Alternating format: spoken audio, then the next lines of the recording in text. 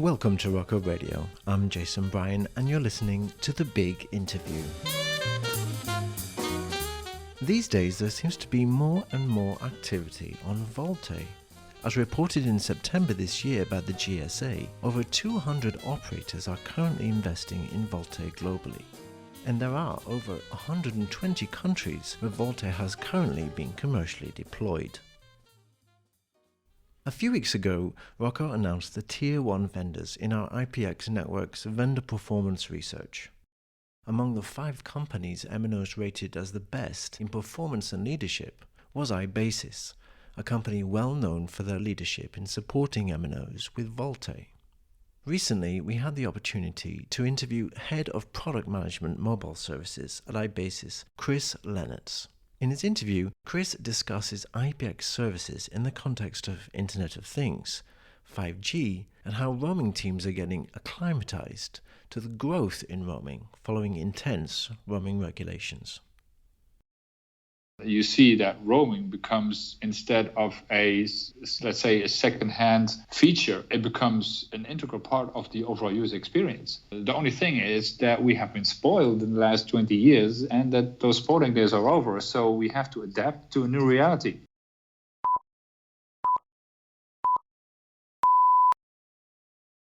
It's a pleasure to be here with Chris Lennartz from iBasis. And what's your role in iBasis? I'm responsible for product management of our mobile service portfolio. Ooh, what does that involve? It sounds a very interesting job. It is, actually. It revolves around IPX and all its possibilities. So that means signaling, which includes diameter and SS7. It involves data, which is, of course, GRX and S8. It involves IoT, voice over LTE. And it also involves all the value-added services around that, like analytics, reporting, steering of roaming, what have you. My goodness, you're a one-man show. I mean, why do you need other employees when you're doing so much? That's a good point. I'd have to talk to my boss about that. No, I mean, how hard is it? Actually, I don't do that alone. Obviously, we have a whole team of experts across the globe who are helping me with this. So you're the voice box of all of these products and services on behalf of iBasis. Yeah, the evangelist inside and outside. Every company needs one. Yeah, but it's tough, isn't it? It's really tough these days because, we all enjoy the fact that telecoms is constantly changing and evolving. But in reality, there's so much going on. And the implications of one thing, one new, let's say, direction that the industry takes can affect another. In simple terms, all of these different directions that the telecoms industry is taking, of course, all interconnected in some way. Anyway, I'm going to kick off with congratulations, actually, because Rocco just released last week its IPX Networks Vendor Performance Report for 2017. And it was really great to see iBasis there in the Tier 1. What is the reaction of the team? Any surprises, or you're fully confident about this position? Well, yes, we are confident, but it was also a surprise because it's always nice to get a prize like that. I mean, 2 weeks ago, we won the Carriers World Award IPX Service of the Year, which was great. And then 2 weeks later, we got this. So it's a very happy period for us. So, but basically, we're very honored to be recognized as one of the Tier 1 IPX vendors because it's truly the reward we have been looking for after our big growth in LTE roaming. It is the confirmation that mobile operators are looking for a more open environment and are demanding a lot more in terms of IP expertise, operational support, and managing their exploding data roaming traffic, but also creative innovations to face the quickly changing market. No, it's always interesting for us to see the results and to see what operators are really thinking because, of course, with IPX, this is something that's really evolving and there's more and more dependency, right, on IPX services these days. And there was, like, say, a few years ago when LTE was fairly new and people were making still the transition from GRX to IPX. And so I guess that, you're seeing completely different traffic levels and growth year on year in the IPX space. Oh, yes. The traffic has been exploding enormously. We have seen, I think, a growth of ×4 compared to last year. But that's only an average because we have seen operators that made a jump of ×20 or something compared to last year's summer. Wow. One thing I wanted to ask you is around VoLTE, because obviously LTE services are core, but VoLTE is emerging. Can you give us any insights on where you think VoLTE is going today? What is the trends, let's say, in VoLTE from an iBasis perspective? Well, we started working on VoLTE, of course, a long time ago, because the combination of voice and IP and IPX, which is VoLTE, interworking, and roaming, is at the heart of what we do. Right? We are essentially a voice over IP company when we started. So we embraced VoLTE with open arms and did working on all the different models for interworking and roaming, already 2 or 3 years ago. But VoLTE, and especially the VoLTE roaming and interworking, is going slower than we expected, although it's moving gradually. And the last couple of weeks, the activity level has risen again, and which culminated basically in the result that was in your report, that the VoLTE is one of the top 3 requirements for operators. And I see that mainly with operators that cannot do without VoLTE, like CDMA operators and 4G-only greenfield operators, and of course forerunners like SKT in South Korea, with whom we have been able to do live international VoLTE interworking with KPN a couple of weeks ago, which was, I think, a world's first.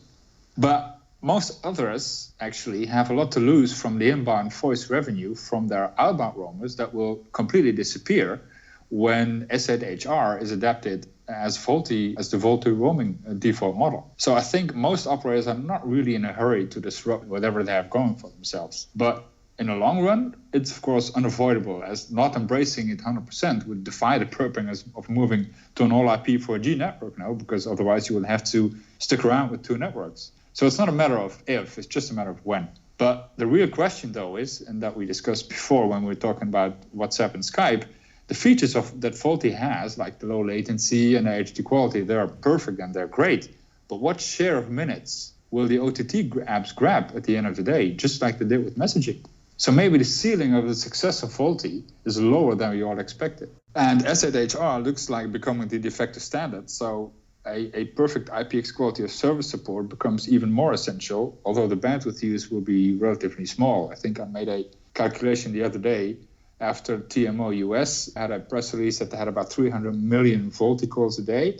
That roughly corresponds to 700 megabit per second, and realizing that there are about 10 gigabit per second in total GRX capacity, that means that all that VoLTE traffic represents only 10% of the total IPX need. But the good news is that finally the multi-service quality needs that IPX has been proposing are finally coming about. So that's really great news. So we are still there to embrace it and offer all kinds of international possibilities. I'm just hoping it would go a bit quicker.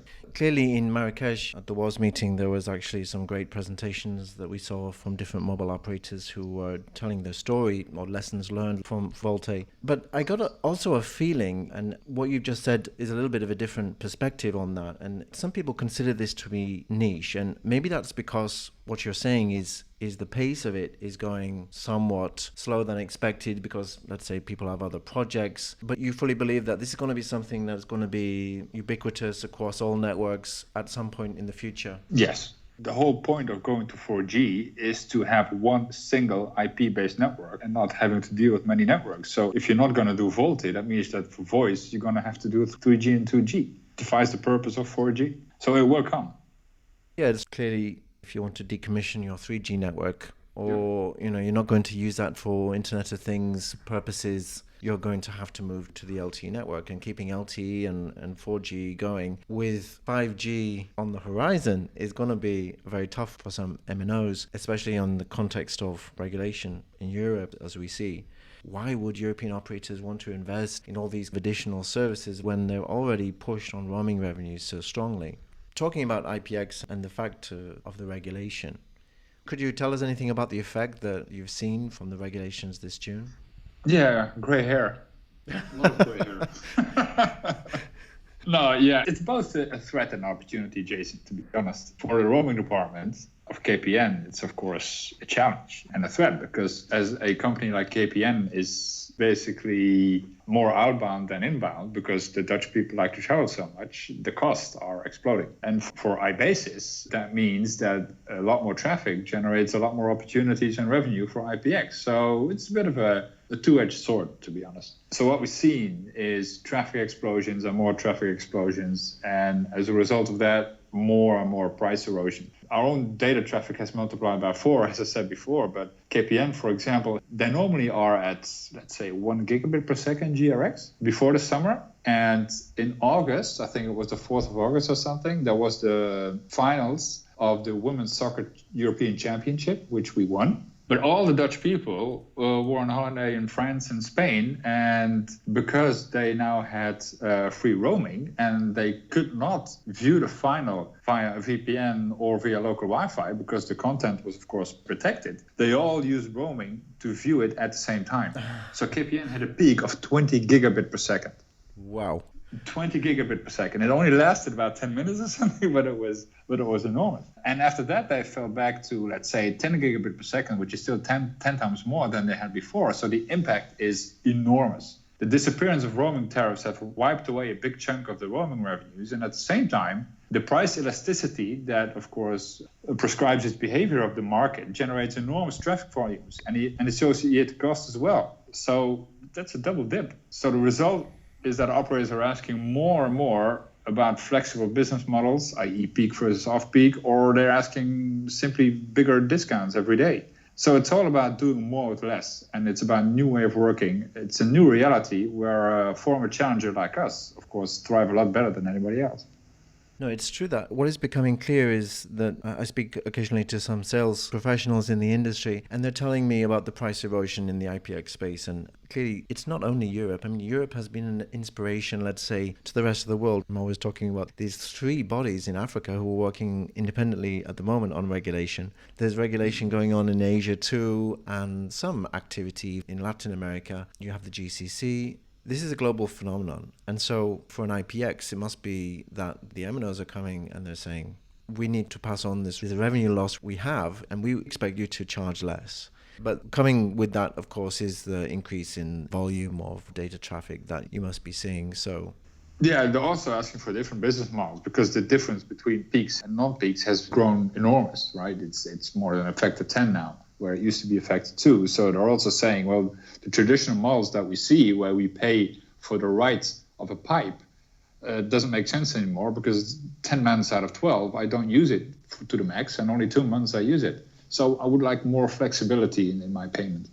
One other question that I had, and I've been looking, of course, at some of the activity of iBasis. You made a press release in February about a project you were doing with Cubic Telecom, and it was focused on your what you call the InVision Advanced Analytics Services. Mm-hmm. With all of this data that we're seeing, the volume of data increasing in the industry, analytics and big data are really more of a focus than ever before. Can you tell us a little bit more about this solution and how it works?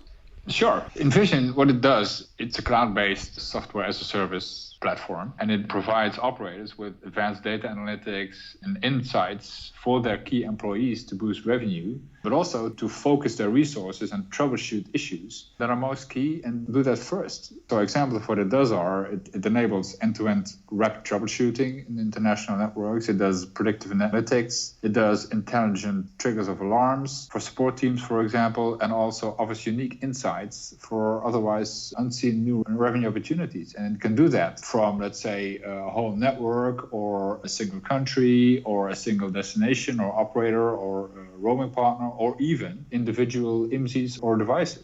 So it can really drill down as a looking glass to all kinds of levels to really look into the traffic and reduce cost and increase user experience.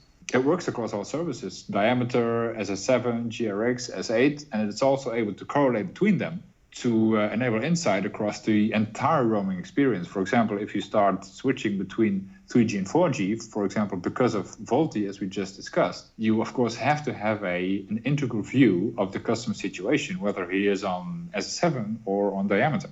And where it came from, it is 100% homegrown, so we don't depend on third-party vendors. We have a very good and smart IT department that all of that stuff itself, and we can create any specific report a specific customer requires. And I think in 2015, we were the first to introduce it for LTE roaming. And in that year, we also won the LTE Product of the Year award at LTE North America. Wow.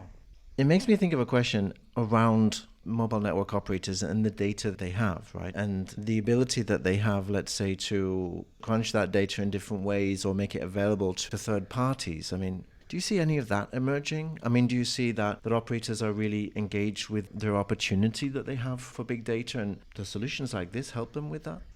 I have not seen them do that. At least not in a roaming space. What we have seen, though, there was a survey that was done at the latest WAS in Marrakesh about BA51, which is the roaming quality of service. But most operators said, I think it's very important to do roaming quality, but actually I don't know much about it yet because it's either too complicated or too expensive and that kind of stuff. So what they're mainly interested in using it for is increasing the quality and not yet exposing that to third parties, at least not the stuff that we make. Yeah. No, I mean, I think MNOs are historically not really wanting to exploit their position of trust with their subscribers in terms of the information that they have, and it makes complete sense. So I want to go back to the vendor performance report because one of the key areas that we saw from iBasis was that you are a very easy company to work with and that you do things in a very simple way. Does that make sense? I mean, and why do you think that is in terms of the way that you work? I was very happy to see that as a result, actually, because a couple of years ago, when we really started this, our motto was, when the whole LTE roaming thing started, was making LTE roaming work. That was our tagline, which in practice means that we won't leave the premises of the customer until everything works like expected. We bend over backwards to make that stuff work and more, right? We have done bespoke solutions with customers where, for example, they had a problem with the software version of their HSS, and we could resolve that in our DRA for 1/10 of the cost of the alternative, which is upgrading the HSS. So as a former challenger, we really go the extra mile because all of the turmoil in the roaming market ask for a partner that is extremely flexible on all fronts, technical, operational, but also commercial, right?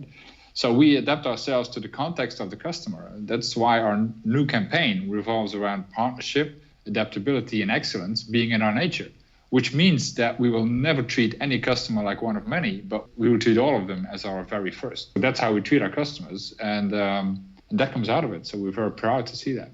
I also think it could have something to do with the fact that, well, at least from my perception and perception of people around me, isn't it that Dutch people have this directness that enables... I knew you were going to say that. Well, when the first Dutch person I ever met was somebody who I worked with in O2 UK, and I found it really hard because from a British perspective, you know, we're always hiding behind things, whereas Dutch people are way more direct, and sometimes, you know, it's quite hard to handle. But I do think it can be very good for business in getting really to the point.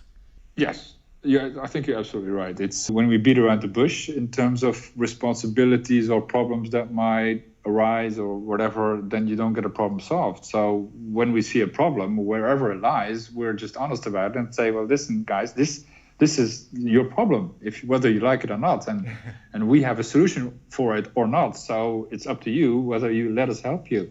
And in most cases, they say, wow, ooh, that's honest, but great. If you think you can help us, go ahead. Put your money where your mouth is. And in a lot of cases, that then comes out. So, yeah, I think you're right. Well, no disrespect to the British people that I've worked with in the past, but there is a degree of, let's say, confusion after you leave a meeting room with British people because you're never quite sure what was intended and what was actually said. But anyway, that's theoretical. iBasis have been in business for 20 years now. You must have seen a lot of changes during that period. Of course, we're in telecoms, so that's natural. What is the next chapter for iBasis? I mean, specifically, how do you plan for 2018? What is the next step that you're going to take as a business, would you say? If you can possibly simplify it. Sure. We have a lot of pillars that we are floating on, right? So one of them is international voice. And what we're doing there is just strengthen our position in a very difficult market. That's one. For mobile, we want to scale even further, right? To meet the growing demands of our customers and also leverage the opportunities that we see in IPX, like the two infamous ones, Roam Like Home and Internet of Things, as they proliferate. And the goal is here to retain the number 3 market position that we have and to next year, again, appear in your top 5. And we do that by investing more in capacity, in quality, in analytics, but of course also IoT capabilities. The third pillar is roaming itself, because we also have the roaming department of KPN in-house now. So we will there ready ourselves for the changed world post Roam Like Home and IoT. And of course on IoT itself, we are working with IoT service providers and MNOs alike to provide connectivity in worldwide markets for mobile connected things using eSIM and related technologies. So with that quadruple combination, we will be able to strive for that partnership, adaptability, and excellence that I mentioned, because we now can make our business reciprocal, right? We get revenue for our IPX services, but we also bring revenues with voice termination, roaming termination, and IoT. So when operators say, I'm losing a lot of money in roaming because of EU regulation, we say, we can help you in there because we can bring you a partnership where the money flows in both directions.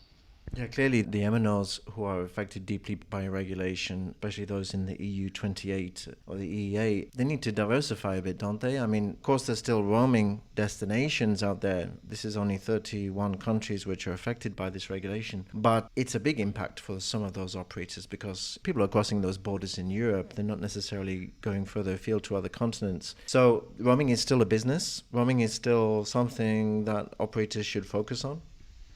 Absolutely. People want to travel more and more, especially now the economy goes a lot better and the costs have gone down. You see that roaming becomes, instead of let's say, a second-hand feature, it becomes an integral part of the overall user experience. The only thing is that we have been spoiled in the last 20 years and that those spoiling days are over. So we have to adapt to a new reality.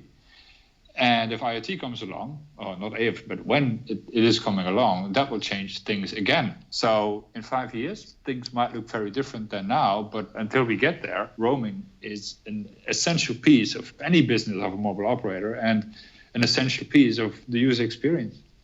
So, Chris, I have another question for you. We've seen that with Internet of Things, let's say the majority of traffic will potentially go to Wi-Fi. Cellular operators will probably get, according to research I saw, around 17% of the share, which we call, let's say, cellular IoT. But then there is MIoT, there is NB-IoT, and there is LTE-M. What is the role of an IPX in terms of those services? That traffic is still being channeled through the IPX? It depends. As long as it's real cellular traffic and it uses the traditional channels, yes. Insofar that, of course, the use cases that it's being used for are being served correctly by something that has been standardized for, let's say, human services. So, for example, last year when I went to the 5G World Forum in London, it was specifically said that 5G has to work for both IoT and latency is down to 1 millisecond. Well, if you have a latency of 1 millisecond, then you can forget about roaming, obviously. For that subset of IoT applications, roaming and an IPX, as we know it today, is simply not suited. So that means that you have to do that in another way, and then it's simply not roaming anymore. Then it will be eSIM technologies compared with applications running as close to the user as possible, which is somewhere on the base station with network slicing. So from that particular perspective, IPX is going to have a different role. And that's also what we're looking at with our IoT proposition, where we are expanding our horizon from being in the international path for when it's a roaming thing to being in the local path between the device and the IoT SP, with, of course, then generating and offering profiles. So that's a bit of a different role. Yeah, indeed. And from a 5G perspective, with 5G coming up very soon, even within the next year, what is the role of an IPX in the 5G space? The same as for LTE or LTE Advanced? I think so, yeah. But it will going to have to be a bit more intelligent than it is now. And that's why the whole big data thing becomes so important, but also local breakout. So what we are also doing, which is, I think, one of the requirements for mobile operators from your research, was the possibility to have local breakout to support use cases with a low latency better than taking the traffic all the way home. So once you do that, you enable those applications that require low latency. But from an essential perspective, 5G is not different than 4G because it's an all-IP network. It's just about it has different applications with more devices. So we have to be a bit smarter in how we switch the traffic compared to today, where voice is the most demanding application with about, 100 or 150 milliseconds delay, which can easily be handled. So we just have to rethink the architecture of IPX a little bit and be smarter about looking at the traffic and exposing what's going on to the operator so he can decide how to deal with that also towards his IoT customer. The future is really something very exciting. Well, Chris, it's really been a pleasure to speak Same to you. Here. Thank you very much for your time today on this podcast, and we look forward to seeing how iBasis evolve in the coming years. We hope you enjoyed this week's podcast. Look out for more big interviews in the coming weeks. If you're an M&O or a vendor, you might be interested in joining our VoLTE Vision research. The surveys will be launched in November 2017 and focus on how VoLTE is growing and evolving in 2018. Until next time, this is Jason Bryan, and you've been listening to The Big Interview from Rocco Radio.